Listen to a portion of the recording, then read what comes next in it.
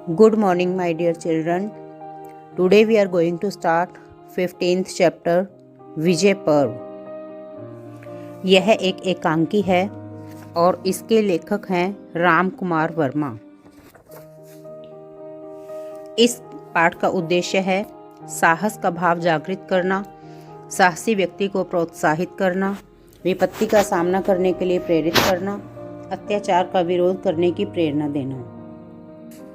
इस पाठ में बलकरण नाम का एक छोटा सा बालक जिसका जन्मदिन था, बहुत ही साहस का काम करता है और उसने तुर्की नामक देश का रहने वाला एक बहुत ही खूंखार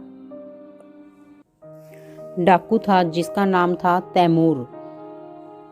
वह एक बहुत ही बड़ा आक्रमणकारी था और सभी लोग उससे डरते थे। वह आक्रमणकारी जिसका नाम तैमूर था, वह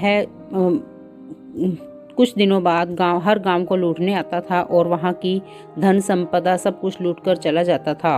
और उसका डर इतना खौफ था कि लोगों को कि वह लोग सब अपना घर छोड़कर और सब कुछ छोड़कर वहां से निकल जाते थे।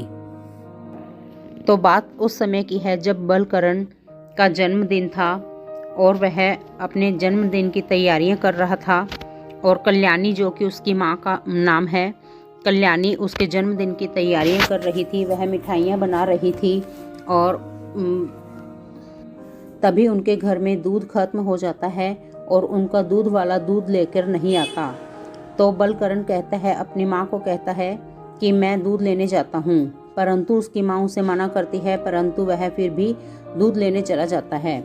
और उससे पहले वह अपना चाकू पत्थर पर रगड़ कर तेज कर रहा था। तो वह बलकरण अपनी माँ को कहता है कि मैं यह चाकू अपने साथ ले कर जा रहा हूँ।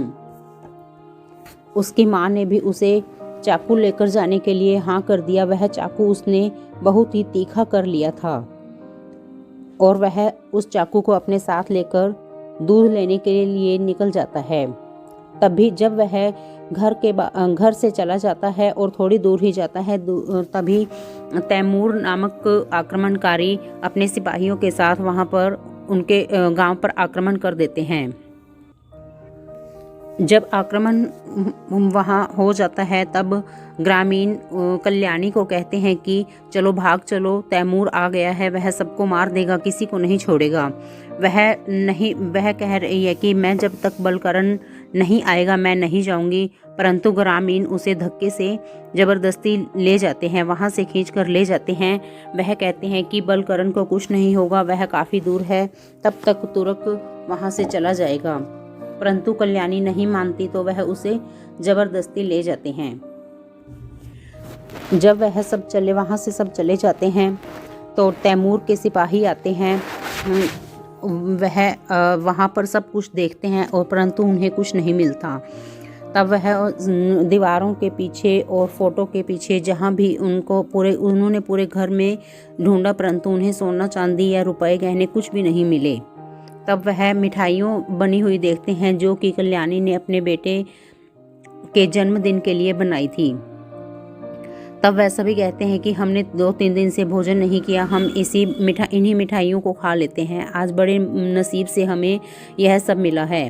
परंतु उसी समय उनका सिपाही तैमूर वहां आ जाता है और वह उन्हें कहता है कि जब तुम्हें कत्ल करना चाहिए तब तुम बैठकर मिठाइयाँ खा रहे हो। और वह अपने सिपाहियों को बहुत डांट लगाता है। तभी उसी समय जब वह देख रहे होते हैं और उन्हें कुछ नहीं मिलता, वहां पर बलकरण आता है।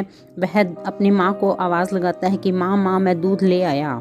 परंतु तैमूर कहता है कि तुम मुझे दूध दे दे। परंतु बलकरण अपने साहस का परिचय देता है। वह कहता है कि यह दूध मेरी वर्षगांठ के लिए यानी कि मेरे जन्मदिन के लिए है, मैं अपनी माँ को ही दूंगा।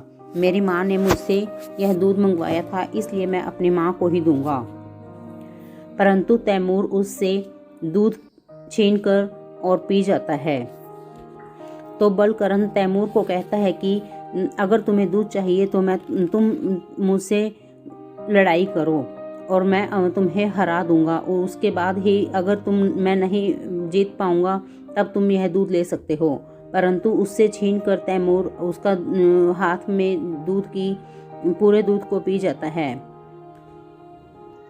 तभी तैमूर उसको कहता है कि क्या तुमने कभी तैमूर का नाम नहीं सुना? परंतु तैमूर उससे डरता बलकरण उससे डरता नहीं था और वह कहता, तुम वही तैमूर हो जो कि खून बहाना चाहते हो।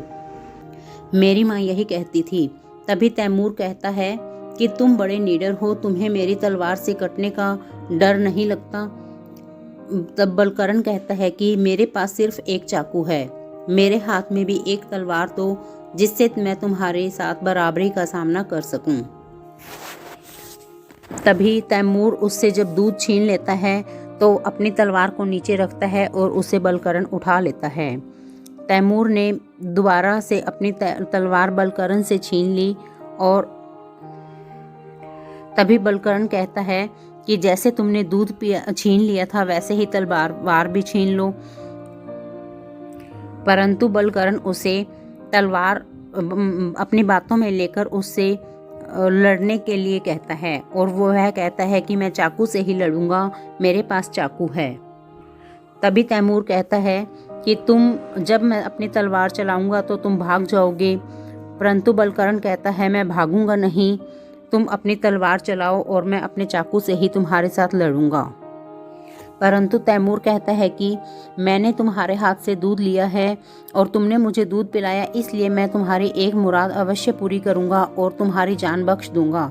मैं तुम्हारे को ऊपर तलवार नहीं चलाऊंगा। और वह बलकरण को कहता है कि तू मेरा छोटा सा बहादुर दोस्त है और तुम्हारा नाम है आज से चाकू वाला दोस्त। तब बलकरण उसको तैमूर को कहता है कि अगर तुम मेरी एक मुराद पूरी करना चाहते हो तो तुम इस गांव से हमेशा के लिए अपने सिपाहियों के साथ चले जाओ और कभी भी इस गांव की तरफ मत आना। तभी तैमूर उसकी बहादुरी से खुश होकर कहता है कि हाँ, मैं तुम्हारी मुराद अवश्य पूरी करूँगा और अपने सिपाहियों के साथ यहाँ से चला जाऊँगा और फिर कभी भी नहीं आऊँगा। तभी तैमूर अपने सिपाहियों के साथ वहाँ से चला जाता है और बलकरण को अपना एक चाकू वाला दोस्त कहकर उससे अलविदा ले लेता है। तभी जब वह चला जाता है तो गांव के सब लोग छिपे हुए थे, वह सब बाहर आ जाते हैं। तब बलकरण अपनी माँ को सभी बातें बतलाता है और तब उसकी माँ बहुत खुश होती है और कहती है कि वाह मेरे बहादुर साहसी बेटे, मुझे तुझ पर बहुत गर्व है। परंतु उसे यह दुख होता है कि मैंने अपने बेटे के लिए सभी मिठाइयाँ बनाई थी और वह सब नष्ट हो गई। तब बलकरण उसे कहता है कि माँ, मुझे अपना आशीर्वाद दे दो, और तू चंदन लगाने के लिए कहती थी न, और मेरी उंगली के खून से रक्त चंदन बना ले। और इस तरह से वह अपना जन्मदिन मनाता है। और तभी ग्रामीण और उसके गांव वालों को सब कुछ पता लगता है तो वह भी बहुत खुश होते हैं। इस तरह से बलकर्ण अपने साहस और वीरता से पूरे गांव की रक्षा करता है और अपने गांव को तैमूर से होने वाले अत्याचारों से बचा लेता है। और इस तरह से एक छोटे से बच्चे के साहस ने पूरे गांव की रक्षा की और आक्रमणकारियों को वहां से हमेशा के लिए भगा दिया और वह सब मिलजुल कर रहने लगे। Thank you.